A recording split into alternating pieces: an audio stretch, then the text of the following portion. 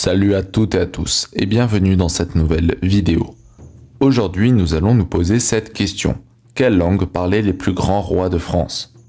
Si Charlemagne arrivait à notre époque, est-ce qu'on pourrait le comprendre? Ou même, est-ce qu'il parlait déjà une langue romane? À quoi ressemblait le français de Louis XIV et de Napoléon? C'est ce qu'on va découvrir maintenant. Clovis Ier, roi des Francs de 481 à 511 est le fondateur de la dynastie mérovingienne et le premier roi à avoir unifié une grande partie de ce qui deviendra plus tard la France. Bref, en France, tout le monde le connaît comme le fondateur de notre nation. Et pourtant, Clovis ne parlait pas du tout français, ni même une langue romane. Avant tout, posons le contexte pour mieux comprendre la suite. À l'époque où a vécu Clovis, l'Europe était plus un patchwork chaotique de tribus qu'un continent structuré en nations fixes comme de nos jours. Les Germains côtoyaient les Celtes et d'autres peuples, mais il n'y avait pas de roi suprême ou de concept de territoire bien défini. Clovis fut d'ailleurs le premier à unir tous les Francs, créant ainsi le concept de royaume. Les Francs dont Clovis était le chef étaient originaires d'une région qui est à présent le nord de la France et de la Belgique, une zone où de nombreuses langues coexistaient. Clovis parlait donc une langue qui s'appelle le vieux francique, tout comme la majorité de ses compatriotes francs. Le francique est une langue germanique qui est apparentée au bas allemand, qui a aussi donné le vieux néerlandais.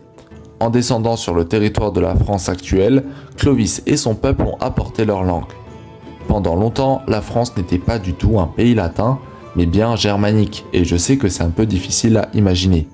D'ailleurs, tous les autres mérovingiens vont continuer à utiliser cette langue jusqu'au 8e siècle. D'ailleurs, le flamand et le néerlandais descendent tous deux du bas francique, plus précisément d'une de ces variantes que parlait sûrement Clovis.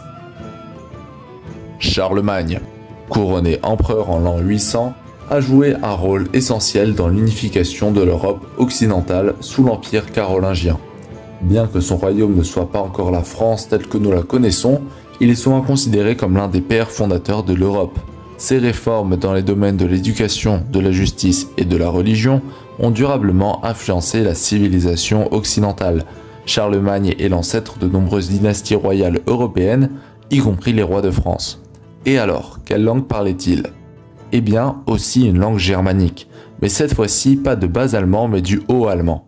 Certains historiens affirment que le francique rhénan, un descendant de la langue de Clovis, était la langue maternelle de Charlemagne, mais d'autres croient qu'il parlait plutôt le francique carolingien.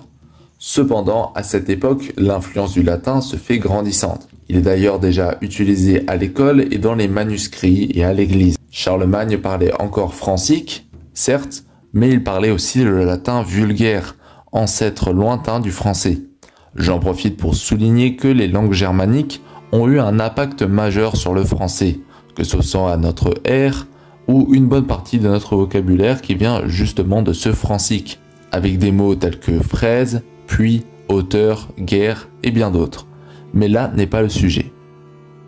Louis IX, plus connu sous le nom de Saint-Louis, a régné de 1226 à 1270. Il est célèbre pour sa piété et son sens de la justice. Il a œuvré pour une administration royale plus juste et équitable, et il est également connu pour avoir mené 2 croisades. Alors lui, est-ce qu'il parlait français? Oui, on peut dire ça. On situe la naissance du français vers le 9e siècle, alors qu'il faut attendre le 10e ou le 11e siècle pour l'italien, l'espagnol ou l'occitan. D'ailleurs, ce n'est qu'avec l'avènement d'Hugues Capet et de sa dynastie que les rois de France se mettront à parler français. C'est à ce moment-là que le françois, une langue d'oïl parlée dans le centre de la France, commencera petit à petit à remplacer le francique, qui ne sera plus parlé qu'en Lorraine actuelle, aux côtés de l'alsacien, qui est une autre langue germanique. Cependant, à cette époque, la France est encore loin d'être unie linguistiquement. Saint-Louis parlait un français très vieux certes, mais déjà une forme de français. Mais la moitié de ces sujets parlaient encore d'autres langues. L'occitan était encore couramment parlé dans toute la moitié sud du royaume de France, tout comme le catalan et le basque dans le sud-ouest. J'ai mentionné plutôt le francique et l'alsacien, langue germanique subsistant dans l'est, mais il y avait aussi des territoires flamands au nord, et bien sûr, plusieurs milliers de locuteurs du breton. Pour gouverner tout ce mélange de langues, les Capétiens ont utilisé le latin comme langue officielle et ont imposé son enseignement dans les monastères notamment. Mais si Louis IX arrivait à notre époque, nous ne pourrions pas le comprendre.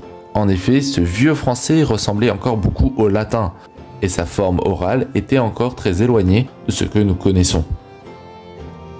François Ier, roi de France de 1515 à 1547, est l'un des plus grands monarques de la Renaissance française. Son règne est marqué par le développement des arts et des lettres, et il est connu pour avoir invité Léonard de Vinci à la cour. Sous son règne, la France est devenue un centre culturel et artistique majeur en Europe. Et ce roi est très important dans l'histoire de la langue française. En 1539, par l'ordonnance de Villers-Cotterêts, François Ier impose la pratique du français à la place du latin dans tous les actes juridiques et administratifs. Il donne ainsi une impulsion décisive à une langue qui est déjà celle de la cour et de la ville. Ça y est, la France parle français. Les écrivains et savants de l'époque vont aussi contribuer à répandre et anoblir cette langue. On est donc passé de la langue d'Oïl, un petit patois latin dans un royaume germanique, au français, langue officielle du royaume de France. Ce grand changement de langue s'explique par le fait que le français est originaire de la région de Paris, le territoire natal de la plupart des rois de France à partir des Capétiens et qui parlaient donc cette langue dès la naissance. Cependant, l'unité linguistique totale prendra encore des siècles. Le français de cette époque est caractérisé par de nombreux emprunts à l'italien. Des milliers de mots italiens pénètrent le français, notamment des termes relatifs à la guerre, tels que canon, alarme, escalade, cartouche, à la finance, banqueroute, crédit, trafic, aux mœurs, tels que courtisan, disgrâce, caresse, escapade, à la peinture, couleur, profil, miniature, et à l'architecture, belvédère, appartement, balcon, chapiteau, etc. Ce français, dit ancien, est un peu plus similaire au français moderne que celui que parlaient les Capétiens, mais il reste encore imprégné de nombreux archaïsmes et caractéristiques latines qui rendent sa compréhension assez ardue. Louis XIV, surnommé le roi Soleil, est sans conteste l'un des rois les plus emblématiques de l'histoire de France. Son règne de 1643 à 1715 est le plus long de l'histoire européenne. Il a centralisé le pouvoir en établissant une monarchie absolue et a renforcé l'autorité de l'État français. C'est durant cette période que le français moderne est né. Imposé par les souverains, le français fut alors considéré comme approchant les trois langues de Dieu, qui sont l'hébreu, le grec et le latin. On a même cru que le français descendait du grec, lequel serait issu de l'hébreu. Ce n'est qu'au XIXe siècle qu'on découvrira la famille indo-européenne et les racines du latin et du grec, lesquelles n'ont rien en commun avec l'hébreu qui est une langue sémitique comme l'arabe. De plus, le français devient très populaire à l'étranger et lorsque la France acquiert de nouvelles provinces, elle doit encore une fois répandre sa langue sur son nouveau territoire. Les langues régionales de France perdirent tout prestige dans le nord, sans disparaître pour autant, mais les élites locales passèrent toutes au français, et l'aristocratie du Sud fit aussi des efforts dans ce sens.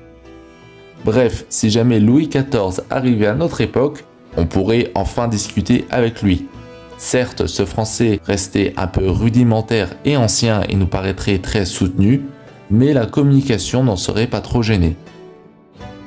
Enfin, faisons un petit tour pour conclure aux côtés de l'empereur Napoléon Bonaparte. Eh bien, sachez que l'empereur ne parlait pas français, en tout cas pas avec sa famille, et ce n'était pas non plus sa langue maternelle. Napoléon est né en Corse en 1769, et c'est l'année d'avant, en 1768, que la Corse devint française. L'île venait alors de passer 5 siècles sous la domination génoise, donc le génois était la langue officielle de Corse. Cependant, la majorité du peuple de l'île parlait le corse, une langue romane apparentée au toscan et donc cousine de l'italien. C'est cette langue que parlaient les parents de Napoléon et cette langue qu'il parla toute son enfance et son adolescence. Napoléon utilisa le corse toute sa vie pour communiquer avec ses proches et sa famille, et on dit que lorsqu'il s'exprimait en français, il avait un accent italien très marqué. Le français a donc fortement évolué au cours de nombreux siècles passés, et les plus grands rois de France ne parlaient pas toujours la langue que l'on pense. Cependant, malgré des siècles d'histoire, de nombreuses langues régionales sont encore parlées en France. Mais n'est-ce pas là l'une des plus grandes richesses de notre pays? J'espère que cette vidéo vous aura plu, et si c'est le cas, je vous invite à vous abonner à la chaîne et à liker la vidéo et à la partager. On se retrouve la semaine prochaine.